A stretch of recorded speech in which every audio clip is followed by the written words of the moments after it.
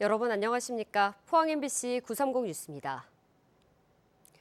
독도가 우리 땅임을 확인하는 방법에는 독도의 자생 동식물을 알리고 보호하는 이른바 생물주권이란 게 있는데요. 독도의 자생식물과 생물주권의 중요성을 소개하는 영상이 공개돼 관심을 모으고 있습니다. 장성훈 기자가 보도합니다. 전 세계에서 독도와 울릉도 암벽에만 서식하는 섬기린초. 이맘때 피는 꽃 모양이 전설 속 동물 기린의 뿔을 닮아 섬기린초란 이름이 붙었습니다. 이 밖에 독도에는 사철나무와 해국 등 식물 56종이 자생해 생물 다양성의 천국, 한국의 갈라파고스로 불립니다. 해국과 사철나무 등 6종은 이미 세계 유전자 은행에 등록됐습니다. 이런 자생식물들은 생물학적 가치를 넘어 영유권 수호의 개념인 생물 주권으로 그 중요성이 재조명되고 있습니다. 실제 2002년 말레이시아와 인도네시아의 시파단섬 분쟁 당시 국제헌법재판소는 섬에 자생하는 거북 보호에 힘쓴 말레이시아의 영유권을 인정했습니다. 따라서 독도 자생식물을 알리고 보호하는 활동을 강화해 우리 땅 독도에 대한 실효적 지배의 근거로 삼을 필요가 있습니다. 독도에서 자생하는 섬기린초, 사철나무 등을 천연기념물로 지정해 또 체계적으로 보호하고 연구하는 것은 독도의 실효적 지배 강화 조치로 의미가 크다고 할 수 있습니다. 현재 독도의 자생식물들은 일본이 강점기에 학명을 선점해 일본식 명칭으로 등록돼 있습니다. 우리의 독도 생물 주권을 확립하고 특히 빼앗긴 영구 선취권을 되찾기 위해서는 유전 자원 연구에 대한 관심을 지속적으로 이렇게 이어나갈 필요가 있다고 생각이 듭니다. 유튜브 등을 통해 공개된 이번 영상은 경북문화재단과 독도 홍보대사 서경덕 교수가 기획해 한국어와 영어판으로 제작됐습니다.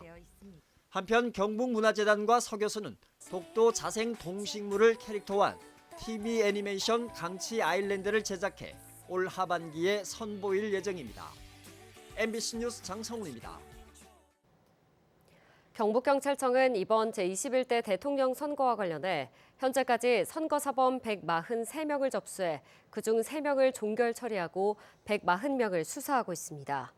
선거사범 유형별로는 현수막과 벽보 훼손이 120명으로 가장 많고 선거폭력이 10명, 허위사실 유포 및 공무원 선거관여 2명, 금품 수수 1명 순입니다.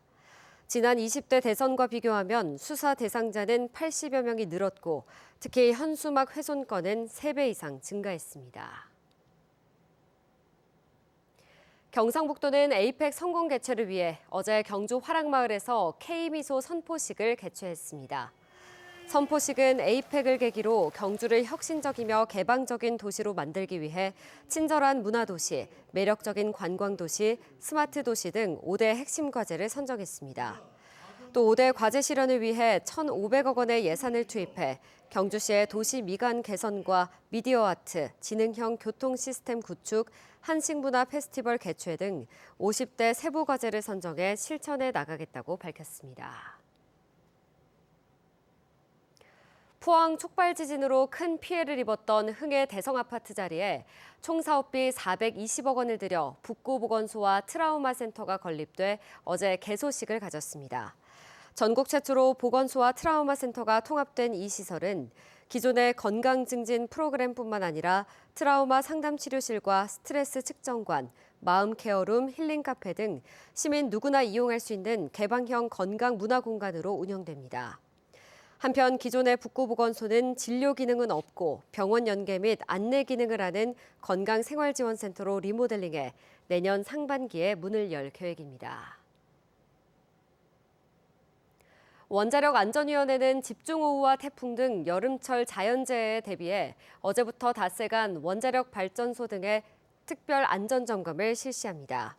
이번 점검에서는 태풍과 이상고온, 집중호우 등으로 원자력 시설에 피해가 발생할 가능성을 중점적으로 확인합니다. 이상으로 포항 MBC 930 뉴스 마칩니다. 시청해주신 여러분 고맙습니다.